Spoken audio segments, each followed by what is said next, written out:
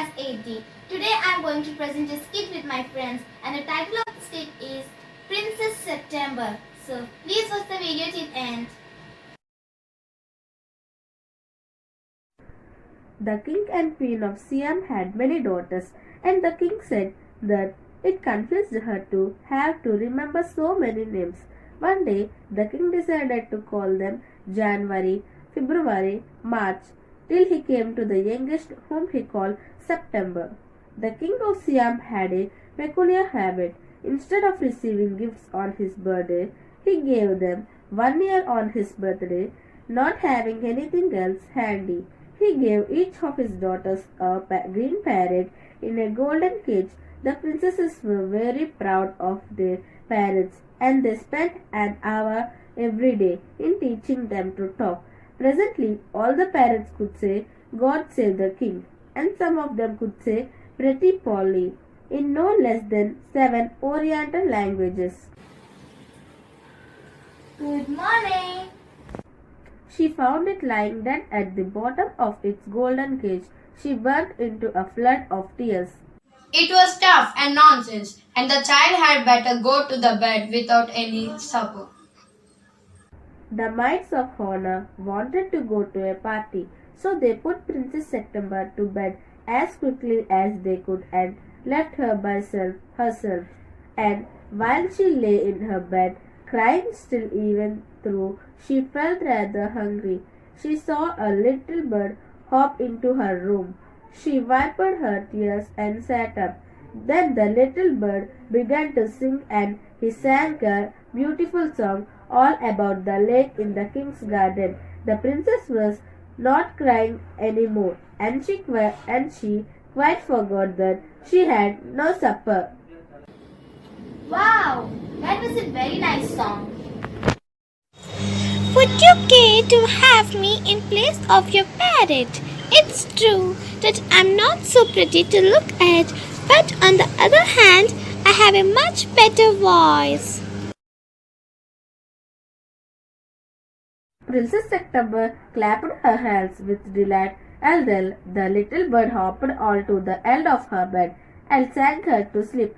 When she awoke next day, the little bird was still there, and as she opened her eyes, he said, and he ate rice out of her hand, and he had his bath in her saucer. He began to sing again so beautifully. Now I will show you to my 8 sisters. And for each of them, the little bird sang a different song, but the parrots could only say, "God save the king," and "Pretty Polly." At last, she showered the little bird to the king and the queen. They were surprised and delighted. I knew I was right to send you to the bed without any supper. This bird sings much better than parrots. I should have thought you got quite tired of hearing people say, "God save the king." I can't think why those girls wanted to teach their parrots to say it too. And I never mind how often I hear it, but I get tired of the parrots say Pretty Polly. This said in 7 different languages. I dare say that, but it reminds me too much of my counselors. They say the same thing in different ways, and it never means anything. It's anyway, they say it. The princesses were vexed at this, and the parrots looked very glum-eyed. But Princess September ran through all the rooms of the palace, singing like a lark, while the little bird flew round and round her, singing like a nightingale. Things went on like this for several days, and then the 8 princesses put their heads together. Then they went to September and sat down in a circle round her. My poor September, we are sorry for the death of your parrot. It must be a dreadful for you not to have a pet bird as we have. So we have all put our pocket money together, and we are going to buy a lovely green and yellow parrot. Thank you for nothing.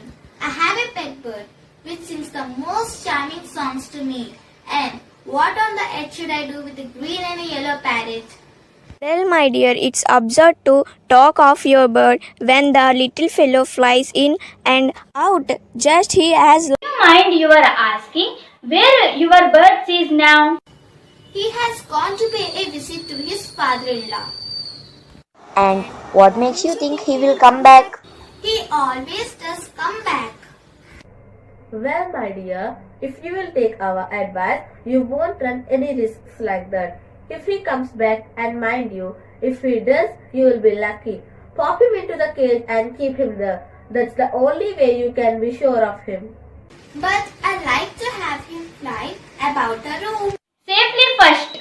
It seemed to Princess September that her little bird had been away a long time.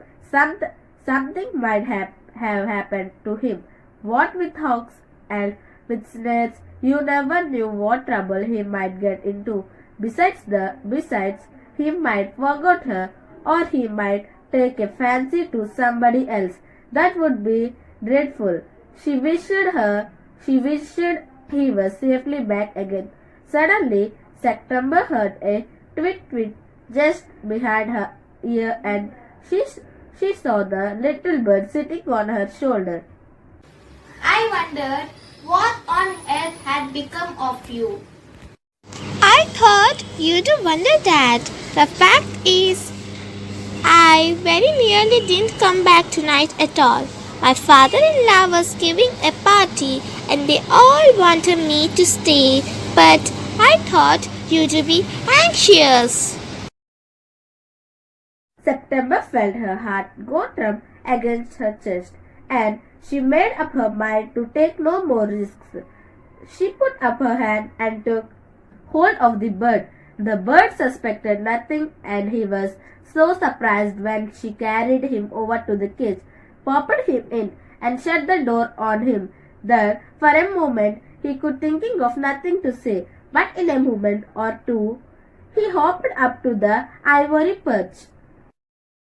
Hey, what is the joke? Some cats are prowling about tonight, so you're much safer in it. Well, just for this once, I don't mind, so long as you let me out in the morning. He ate a very good supper and then began to sing, but in the middle of his song he stopped. I don't know what's the matter with me, but I don't feel like singing tonight. Very well. Go to sleep instead. Good night. Wake up, wake up. Open the door of this cage and let me out. I want to have a good fly while the dew is still on the ground. You are much better where you are. And he tried to slip through the bars of the cage, but the course could not, and he beat against the door, but the course he could not open it. Then the 8 princesses came in and looked at him. You are very wise to take our advice. He would soon get used to the cage and in a few days would quite forgot he had ever been free. The little bird said nothing at all while they were there, but as soon as they were gone he began to cry again.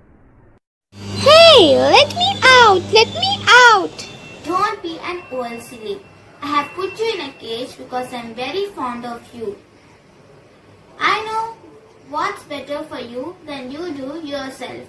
Now, sing a little song for me and I will give you a piece of sugar. But the little bird stood in the corner of his cage looking out at the blue sky and never sang a note. What's the good of sulking? Why don't you sing and forget your troubles? How can I sing? I want to see the trees and the lake and the green rice growing in the fields. I will take you out every day. It's not the same thing. The rice fields and the lake and the willow trees look quite different when you see them through the bars of a A bird would cage. not sing a song and he would not eat a thing. The princess was a little anxious at this and asked her sisters what they thought about it. You must be firm. But if he won't eat, he will die. That would be very ungrateful of him. He must know that you are only thinking of his own good. If he is obstinate and dies, it will serve him right and you will be well rid of him. Perhaps he will have used his cage by tomorrow. And next day, when she awoke, she cried out, "Good morning," in a cheerful voice. She got no answer. She jumped out of bed and ran to the cage. She gave a startled cry, for there the little bird lay at the bottom on his side, with his eyes closed, and he looked as if he were dead. Hey, wake up, little bird. She began to cry and her tears fell on the little bird. He opened his eyes and saw that the bars of the cage were no longer around him. I cannot sing unless I am free, and if I cannot sing, I die.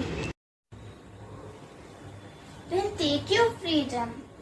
I have put you in a cage because I love you and I wanted to have you all to myself, and I never knew it will kill you. Now take your freedom. I will come because I love you, little princess, and I will sing you the loveliest songs I know. I shall go far away, but I shall always come back, and I shall never forget you. Good gracious me, how stiff I am! Come and go as you will, little bird. I will never put you in a cage anymore. Bye bye. Then he opened his wings and flew right away into the blue. September kept her window open day and night so that the little bird might come into her room whenever he inclined, and this was very good for her. So she grew extremely beautiful, and when she was old enough, she married the king of the Cambodia and was carried on a white elephant all the way to the city in which the king lived. But her sisters never slept with their windows open, so they grew extremely ugly as well as disagreeable. And when the time came to marry them off, they were given away to the king's counselors with a pound of tea and a Siamese cat.